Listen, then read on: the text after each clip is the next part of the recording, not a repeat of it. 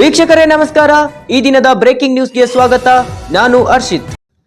ನೇಮಕಾತಿ ಅಕ್ರಮ, ಮಾಜಿ ಸಚಿವ ಮುರುಗೇಶ್ ನಿರಾಣಿ ಬಂಧಿಸದಂತೆ ಹೈಕೋರ್ಟ್ ಆದೇಶ.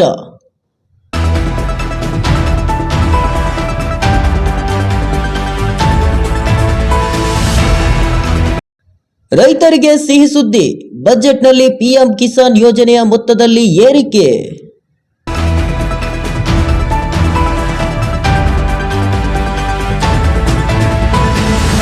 ರಾಜ್ಯದಲ್ಲಿ ಜಿಕಾ ವೈರಸ್ಗೆ ಮೊದಲ ಬಲಿ, ಶಿವಮೊಗ್ಗದಲ್ಲಿ 74 ವರ್ಷದ ವೃದ್ಧ ಬಲಿ.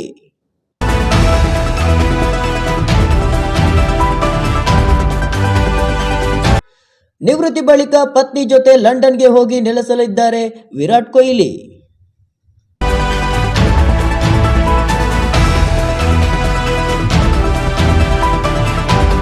ಜನತಾ ದರ್ಶನಕ್ಕೆ ಅವಕಾಶ ಕೊಡದ ರಾಜ್ಯ ಸರ್ಕಾರದ ವಿರುದ್ಧ ಎಚ್ಡಿಕೆ ಕಿಡಿ.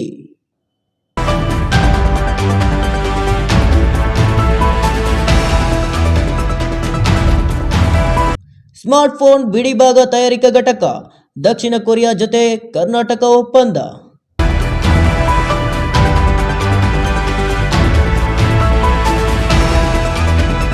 ಬೆಂಗಳೂರಿಗೆ ಬರಬೇಕಿದ್ದ ವಿಮಾನ ದೆಹಲಿಯಲ್ಲಿ ಲಾಕ್, ಊಟ ನೀರಿಲ್ಲದೆ ಪ್ರಯಾಣಿಕರಿಗೆ ಸಂಕಷ್ಟ.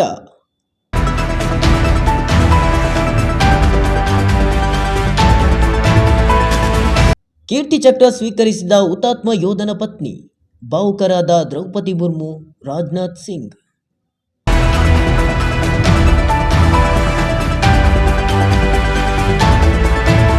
ವಾಲ್ಮೀಕಿ ಅಭಿವೃದ್ಧಿ ನಿಗಮದ ಹಗರಣ, ನಾಗೇಂದ್ರ ದದ್ದಲ್ಗೆ ಎಸ್ಐಟಿ ನೋಟಿಸ್.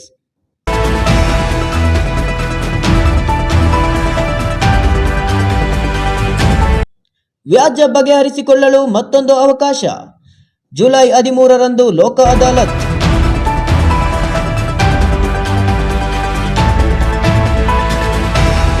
ಇದಿಷ್ಟು ಈ ದಿನದ ಬ್ರೇಕಿಂಗ್ ನ್ಯೂಸ್. ನಿರಂತರ ಸುದ್ದಿಗಳಿಗಾಗಿ ನೋಡ್ತಾ ಇರಿ NKS TV4. ಇದು ನಿರಂತರ ಕಾರ್ಯಪಡೆ.